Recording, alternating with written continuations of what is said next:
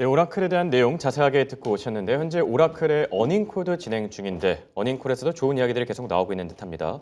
시간 외 거래에서 상승폭을 현재는 9%까지 확대 중인 점 참고하시기 바라고요. 자, 이번에 미국 증시 핫한 종목들, 핫한 이슈들 체크해보는 굿모닝 라이브 시간입니다.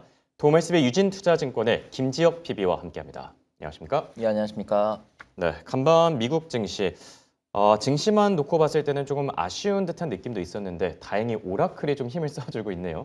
이제 시간 외 거래에서 잘 가지고 있는데 우선 증시의 전체적인 한 줄평 먼저 남겨주실까요? 일단 한 주평 같은 경우는 호르무즈 해협의 여전한 신경전이라고 네. 표현할 수 있을 것 같은데요. 사실 어제 뭐 트럼프 대통령이 약간 타코적인 발언을 했고 그렇죠. 사실 뭐 코스피 같은 경우도 굉장히 그거에 따라 좋은 흐름을 보이긴 했는데 사실 오늘장 같은 경우는 뭐 유가의 급등락이 굉장히 어떤 한 줄의 이슈라고 보시면 될 것 같고요.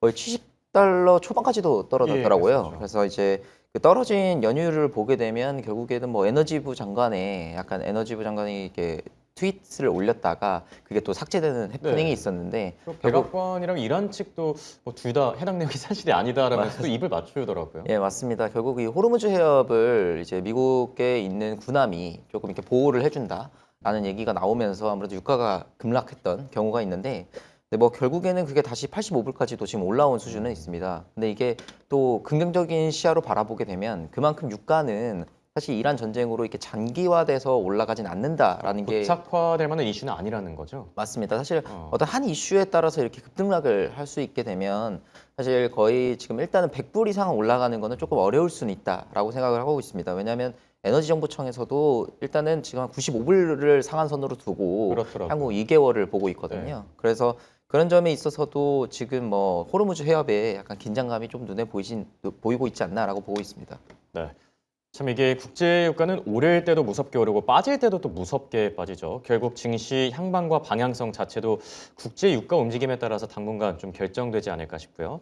자, 그럼 간밤에 외신들이 주목했던 키워드들 바로 한번 체크해 보겠습니다. 굿모닝 라이브 이슈픽 보여주시죠. 자, 오늘 저희가 얘기 나눠볼 세 가지 토픽입니다. 호르무즈의 기뢰 매설, 그리고 또 빅테크 기업들의 쩐의 전쟁, 여기에 TSMC의 실적 잭팟까지. 앞서 얘기해 주신 것처럼 지금 호르무즈 해협을 두고 지금 계속해서 좀 움직임들이 좀 감지되고 있습니다. 근데 간밤에 또 주목을 받았던 이슈가 기뢰 설치, 그러니까 한마디로 선박을 좀 파괴할 수 있는 그런 장치들이 설치가 됐다.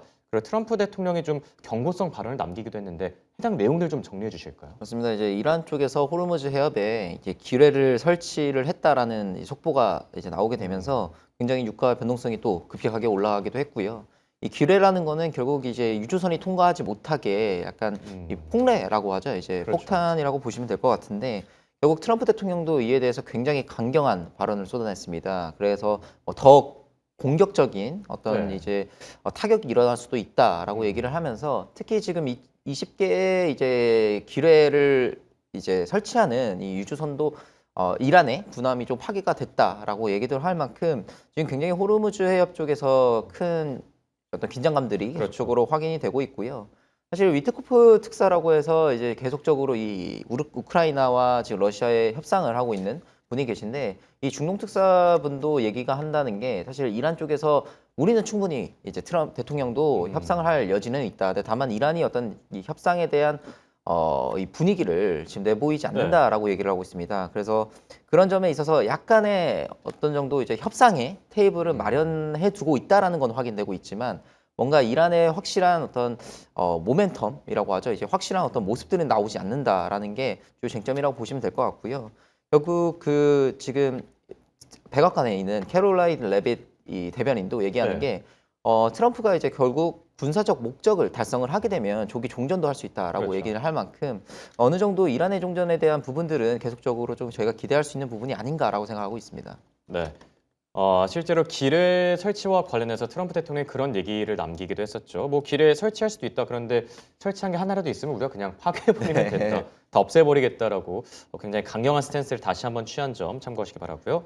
자, 그리고 빅테크 기업들의 쩐의 전쟁. 간밤에 아마존이 또 주목을 받았습니다. 아마존이 또다시 이제 채권 발행을 하면서 AI의 진심인 모습을 드러냈는데 이와 함께 오라클의 실적도 또 주목을 받은 상태거든요.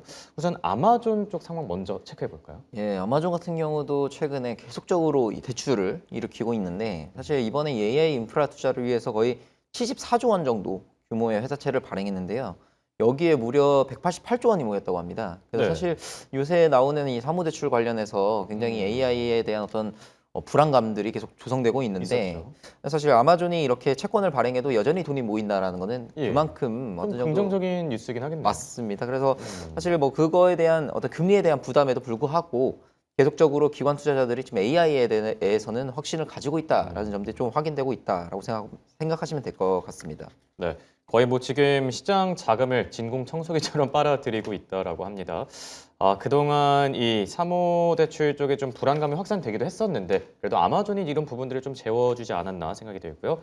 오라클 얘기를 저희가 해보려고 지금 좀 빨리빨리 진행을 하고 네. 있는데 다행입니다. 사실 오라클마다 실적이 안 나왔으면 이게 시장의 불안감도 좀 많이 커지지 않을까. 지난번 엔비디아 실적 때 이제 시장 투자자들의 눈높이가 워낙 높다 보니까 기대하는 부분들도 분명히 많이 있었던 것 같은데 오라클 까놓고 보니까 지금 매출도 잘 나왔고 EPS도 잘 나왔고 가이던스도 좀 좋게 제시해 준 것 같아요. 오라클의 실적 어떻게 보고 계실까요? 예, 사실 오라클이 거의 이 AI에 대한 불안감을 조성했다라고 저는 생각을 하는 예, 트리거라고 맞습니다. 생각하는데 그래도 정말 다행이라고 저는 생각을 하고 있고요.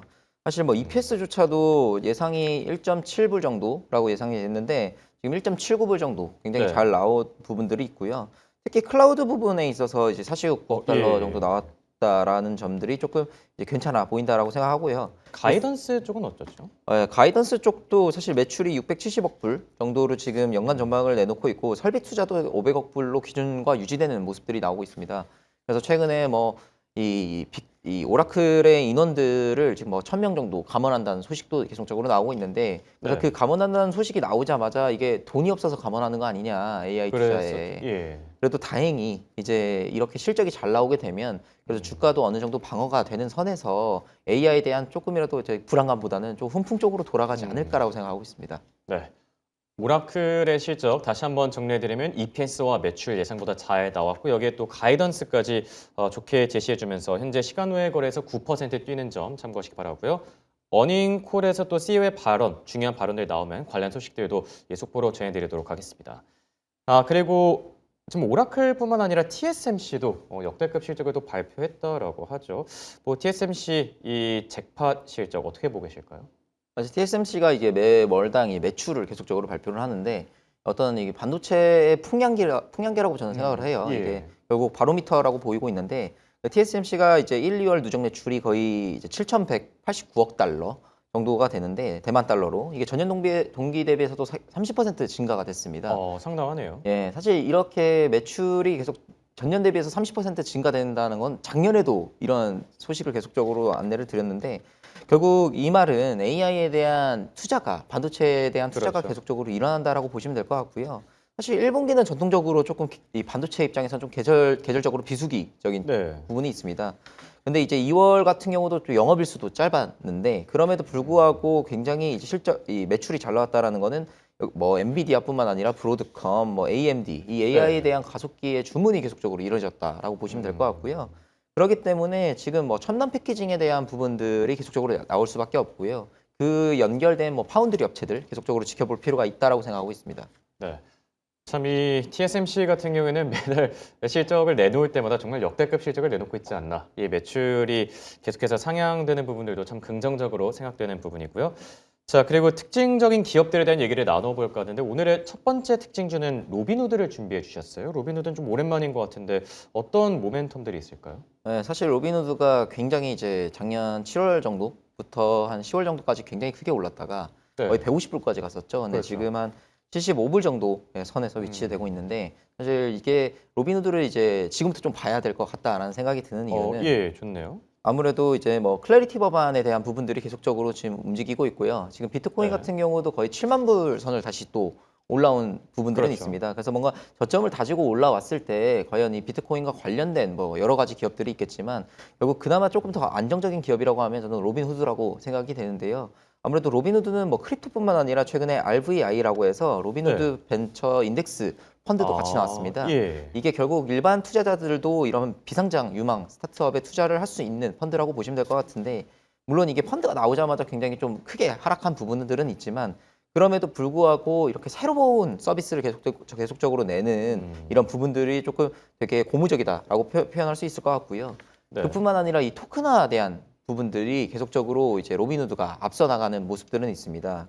거기에뿐만 아니라 지금 뭐 베팅 영역, 지금 예측 시장 쪽에서도 굉장히 이 흐름이 좋게 나오고 있는데 그렇죠. 그런 점에 있어서도 지금 24시간 거래가 가능한 부분들을 지금 아. 로빈후드가 제공하고 있기 때문에 뭔가 활용 가능한 사업 모델이 참 많네요, 이제 보니까. 맞습니다. 그래서 신규 서비스를 계속적으로 제공하고 있고 그런 점들이 뭐 JP 모건이나 이런 기존 레거시 금융에 대해서도 비교해 봤을 때도 새로운 뭔가 부분들이 계속적으로 보이고 있다라는 점에서 로빈후드를 한번 지켜볼 필요가 있다라고 생각하고 있습니다. 네.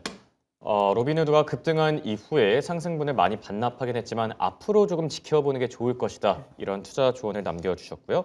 그리고 두 번째 기업으로는 시에나 준비해 주셨는데 시에나는 어떤 이슈들이 있을까요? 예, 사실 요새 계속적으로 나오게 되면 광통신에 대한 부분들을 계속 얘기하는 것 같아요. 그만큼 중요하죠. 예, 사실 어제 뭐 코스피도 보게 되면 거의 광통신 부분만 그렇죠. 계속 올라갔는데 그 이유 중 하나가 결국 엔비디아 발의 이 이슈라고 보시면 될 것 같고요. 다음 주에 아무래도 GTC가 열리게 되다 보니까 이 베라루빈 아키텍처에 대한 부분들이 계속적으로 이제 기대가 되는 부분들이 있고요. 결국 지금 CPO라고 해서 이 광학 통신에 대한 부분들이 계속적으로 젠슨 황도 얘기하고 있는데 그 광학 통신에서 이 광통신이 굉장히 중요하고요. 그 시에나는 결국 이 광통신 고속도로를 까는 기업이라고 보시면 될 것 같습니다. 그래서 올해 실적만 1분기 실적만 보더라도 지금 14.3억 달러. 그래서 전년 대비해서도 33% 증가가 네. 됐기 때문에 여전히 그 AI 인프라가 지금 계속 개선됨에 따라서 이 광통신 분야도 계속적으로 올라갈 것 같고요. 아무래도 지금 미국 정부의 지금 AI 반도체 수출 규제 때문에 지금 한정된 공간에서 더 많은 데이터 통신이 이루어져야 되거든요. 그래서 그런 점에 있어서도 이 광통신 분야, 그리고 특히 전력을 굉장히 효율화시키는 이 시에나 같은 기업 같은 경우는 같이 효율적인 측면에서 지금 리레이팅 돼서 올라갈 수밖에 없다라고 생각하고 있습니다. 그리고 뭐 반사이익을 누릴 만한 그런 부분들도 있을까요? 그래서 아무래도 뭐 지금 데이터 센터에 대한 부분들이 지금 뭐 최근에 이제 빅테크에 대한 전력망에 대한 부분들이 계속 얘기가 나오다 보니까 그 전력을 어떻게 효율화시키는지에 대한 부분들도 네. 계속적으로 이런 광통신 기업의 반사 이익으로 작용할 수 있다라고 생각하고 있습니다. 알겠습니다. 자, 이렇게 특징 기업으로는 로빈후드 그리고 시에나까지 자세히 살펴봤습니다. 지금까지 도움말씀의 유진투자증권의 김지혁 PB와 함께했습니다. 네, 고맙습니다.